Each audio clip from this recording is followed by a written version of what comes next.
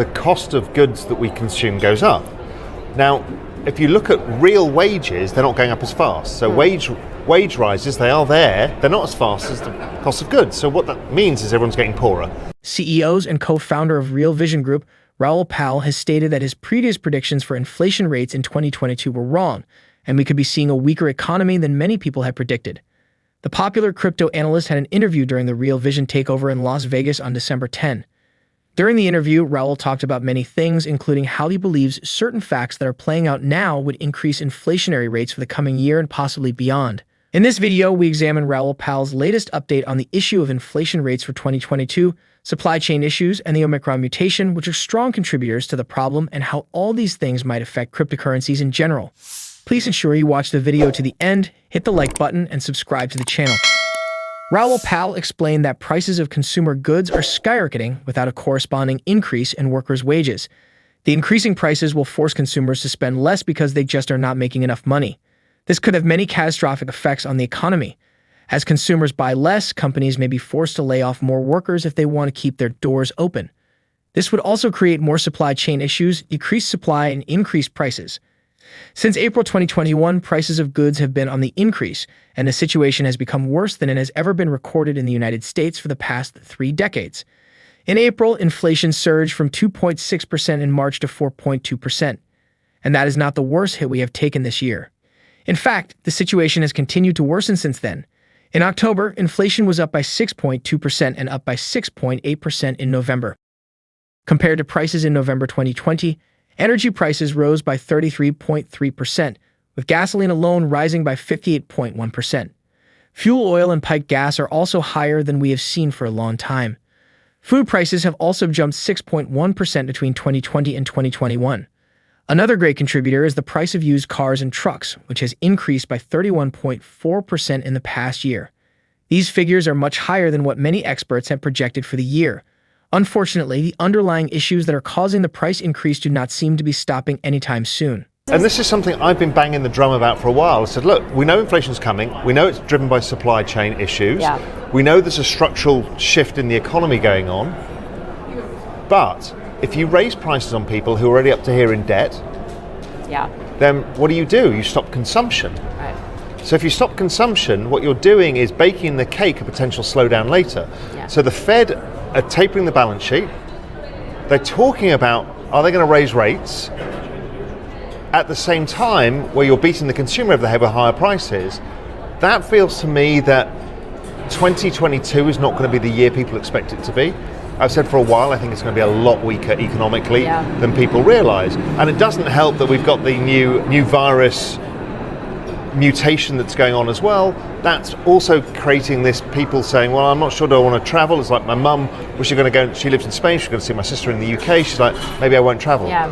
And so all of those things together, create more supply chain issues, which means that this inflation stuff could be longer lasting than we thought. Yeah. I thought it was going to be more transitory, but if the supply chain issues continue, then that's a problem, but I'm really worried about consumption. As Raoul explained, consumers are already up to their neck in debts, and the increasing prices are bound to have many unpleasant effects on them and the economy as a whole. The major driver of these increasing prices is probably the supply chain issues that started during the peak of the pandemic last year. Many establishments, including restaurants, stores, spas, gyms, and others, had to close their stores for months. The number of people available to keep producing goods and services declined drastically, not just in the United States, but in every other part of the world. The coronavirus pandemic ground the world's economy to a halt, and what we are witnessing now is a continuation of issues that started then. When the restrictions were lifted in the United States, many people used the opportunity to splurge. They went all out on things and activities they had been denied during the past months. But the existing supply chain issues led to increasing prices. Because there were limited goods, people were willing to pay more to get what they wanted, so the prices continue to shoot skywards. The Omicron mutation threatens a similar or even worse situation, as experts say it is more deadly and contagious than its predecessors. With the increasing panic around the variant, many people are already canceling travel plans and saving the little they have to prepare for another lockdown. As Raoul has explained, these situations are bound to affect the economy adversely, but the issue could be worse than analysts and experts had feared.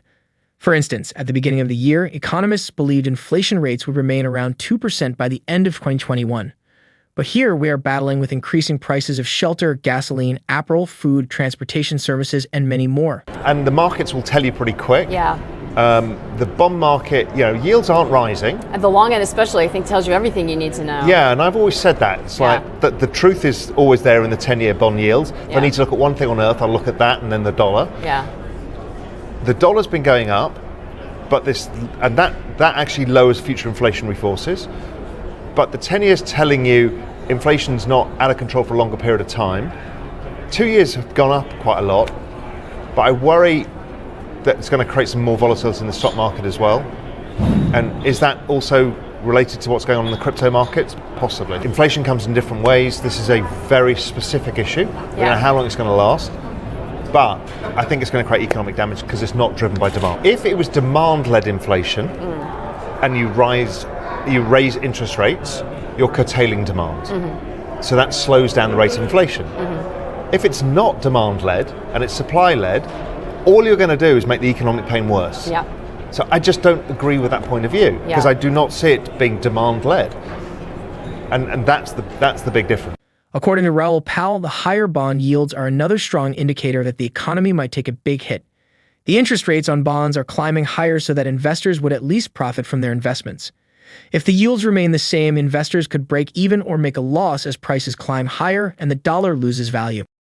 The federal government is also trying to enforce some damage control protocols which may or may not improve the situation. According to Raoul Pal, this inflation is supply-led, not demand-led. If it had been demand-led, the increasing rates would have forced people to spend less, save more, and invest more, thereby reducing the demand. But increasing rates now put us back where we started with limited supply, increasing prices for consumers who are already heavily in debt and a precarious economic situation. Raoul also added that these new market dynamics increase the stock market's volatility, which drives other economic elements. What do all these mean for Bitcoin and other cryptocurrencies? One of the main features of cryptocurrencies is that it is not dependent on traditional market situations. But this does not mean it is completely off if the economy takes a hit, especially one as large as that of the United States. We saw this happen in 2020 during the pandemic. If investors panic as a result of increasing prices and the Omicron variant, Bitcoin and other cryptocurrencies might take a small hit. But there are many other things that experts expect for Bitcoin in 2022.